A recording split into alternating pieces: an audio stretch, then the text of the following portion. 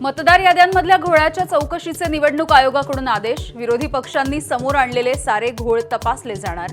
चौकशी करून अहवाल सादर करा, जिल्हाधिकाऱ्यांना सूचना. ठाणे महानगरपालिकेमध्ये ठाकरे आणि मनसे एकत्र लढणार. खासदार संजय राऊत यांनी प्रथमच थेट घोषणा केली. भाजपच्या अबकी बार 70 पारला देखील जोरदार प्रत्युत्तर.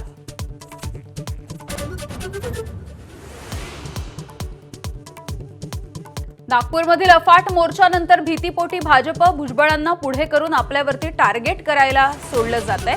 विजय वडेट्टीवार यांचा निशाणा. अंबडच्या सभेत कोयत्याची भाषा झाल्याचा देखील खुलासा.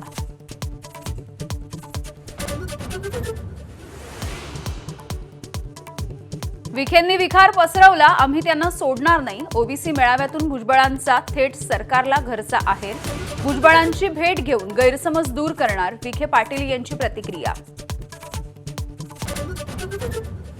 बुलडाण्यामध्ये भाजप आणि शिवसेनेमधला वाद चव्हाट्यावर. कोणत्या कामाचं कमिशन म्हणून 1.5 कोटींची डिफेंडर. नाव न घेता भाजप जिल्हाध्यक्षांचा शिवसेनेचे आमदार संजय गायकवाड यांच्यावर निशाणा. धनंजय मुंडेंनी आपल्या बहिणीसोबत गैरकृत्य केलं. घटस्फोटित पत्नी करुणा शर्मा यांचा गंभीर आरोप. दबावापोटी आईनंही आत्महत्या केल्याचा दावा. दिवाळीमध्ये रात्री 10 नंतर लक्ष्मीपूजनाला तर रात्री 12 वाजेपर्यंतच फटाके फोडण्याची परवानगी. डेसिबलची मर्यादा देखील पाळा. मुंबई पोलिसांची कडक नियमावली. केंद्रीय मंत्री नितीन गडकरींकडून नातवासोबत फटाक्यांची खरेदी. नागपूरमधल्या बाजारपेठेमध्ये नातवांना घेऊन दिले फटाके. दरवर्षीप्रमाणे यंदाही नातवांसोबतचा स्नेह कॅमेरामध्ये कैद.